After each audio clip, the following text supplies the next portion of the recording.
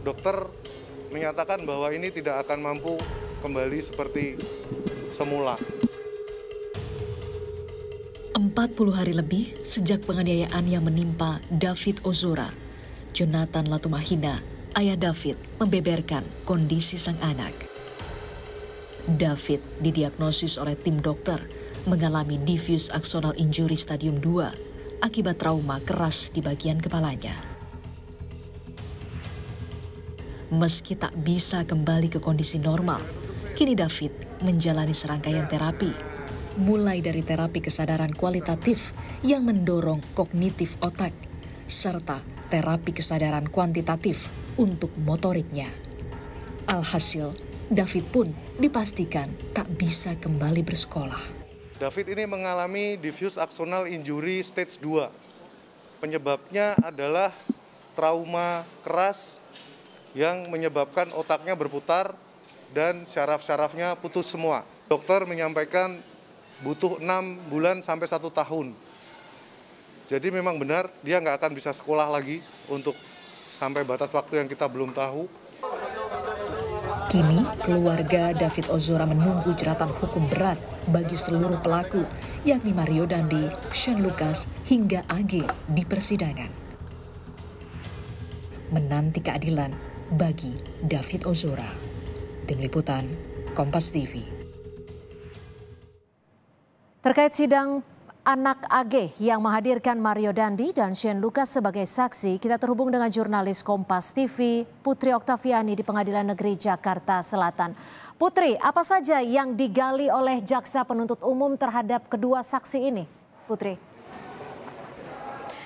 Ya, selamat petang, Sinta dan juga saudara. Tentu yang didalami adalah bagaimana peran yang dilakukan begitu oleh para tersangka maupun juga bagaimana keterkaitan dari keterangan-keterangan oleh para saksi yang dihadirkan pada hari ini, termasuk juga tidak hanya Mario Dandi maupun Shane Lucas yang hari ini dihadirkan, tetapi juga tadi ada satu saksi kunci, bisa dikatakan demikian, yakni Anastasia Pretya Amanda yang ini diduga sebagai pembisik sehingga memicu adanya penganiayaan terhadap David Ozora oleh Mario Dandi.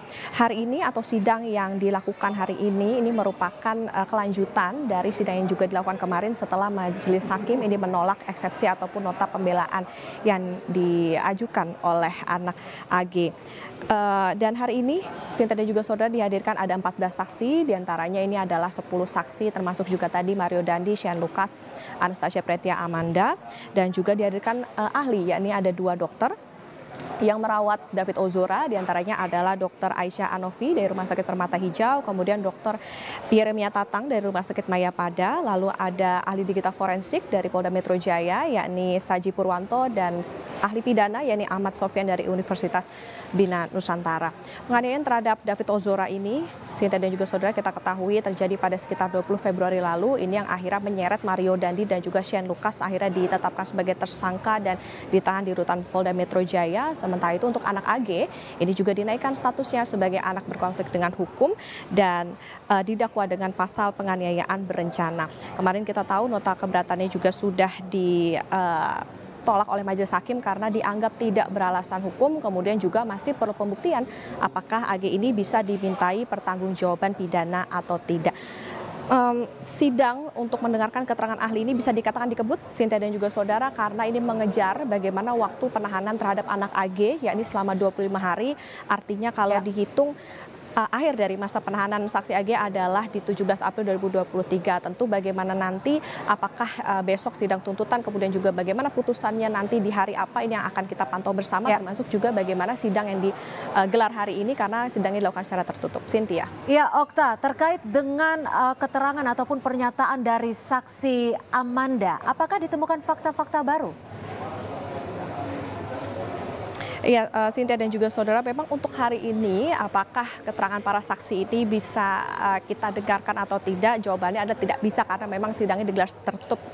Ini karena mengacu pada bagaimana aturan terdakwanya ini adalah masih di bawah umur begitu. Tetapi tadi yang tentu saja akan didalami adalah bagaimana yang selama ini pun juga kita ketahui adalah bagaimana APA ini masih tetap pada pernyataannya begitu sejak awal bahwa ia bukanlah sebagai pembisik kepada Mario Dandi, sehingga akhirnya emosi dari Mario ini bisa terpicu begitu sehingga melakukan penganiayaan terhadap David Ozora yang kita ketahui bahwa diduga ini APA sebagai pembisik kepada Mario Dandi bahwa David Ozora telah melakukan tindakan yang tidak terpuji terhadap AG sehingga Mario Dandi merasa harus membela AG seperti itu. Jadi ini yang tentu saja sampai dengan saat ini akan kita tunggu seperti apa nanti keterangan yang lebih lengkapnya setelah sidang yang tertutup ini sudah selesai dilaksanakan. Baik, terima kasih Putri Oktaviani, jurnalis Kompas TV melaporkan langsung dari Pengadilan Negeri Jakarta Selatan.